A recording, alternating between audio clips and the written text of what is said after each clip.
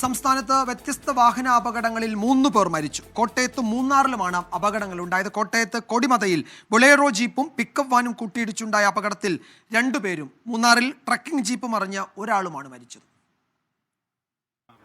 ഇന്ന് പുലർച്ചെ Kottayam കോടിമതയിലായിരുന്നു Bolero ജീപ്പും pickup വാനും കൂട്ടിയിടിച്ച് അപകടമുണ്ടായത്.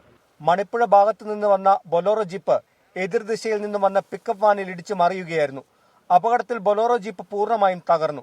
7 പേരായിരുന്നു ജീപ്പിലുണ്ടായിരുന്നത്. കൊല്ലാട് സ്വദേശികളായ ജെയ്മോൻ, അർജുൻ എന്നിവർ സംഭവ സ്ഥലത്ത് വെച്ച് തന്നെ മരിച്ചു. ഒരാൾക്ക് ഗുരുതരമായി പരിക്കേറ്റിട്ടുണ്ട്. ബാക്കിയുള്ളവർക്കും പരിക്കേറ്റു.